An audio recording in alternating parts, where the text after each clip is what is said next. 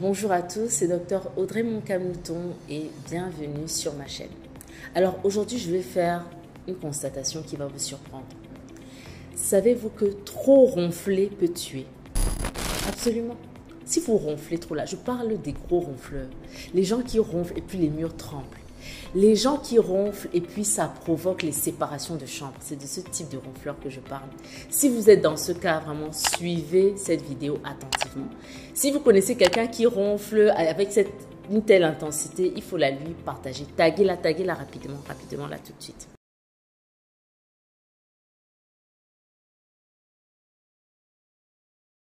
En effet, trop ronfler peut tuer.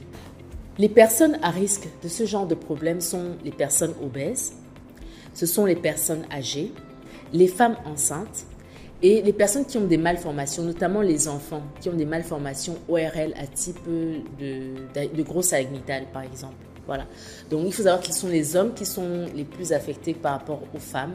Et bien sûr, je parle d'une maladie que vous connaissez peut-être certains d'entre vous sont déjà traités. Il s'agit de l'apnée du sommeil. Alors, pourquoi est-ce que trop ronfler peut tuer? On va faire un petit rappel rapide sur la respiration, d'accord, et sur le sommeil. La respiration, c'est l'échange gazeux, c'est-à-dire le corps se débarrasse du CO2, du dioxyde de carbone qui est toxique, vous le savez, pour l'organisme, et il s'enrichit en oxygène, l'oxygène vraiment qui est le nutriment idéal pour tous nos organes. Alors, quand il y a un ronflement, qu'est-ce qui se passe? Il y a un blocage des voies aériennes parce que la langue, en fait, pendant le sommeil, elle va basculer en arrière, elle va bloquer les voies aériennes, ce qui fait que l'air ne va pas passer. Et ça va se passer pendant le sommeil. Le sommeil, c'est très important. Il est important d'avoir un bon sommeil. Qu'est-ce que c'est qu'un bon sommeil? C'est un sommeil d'une durée de 7 à 8 heures par jour.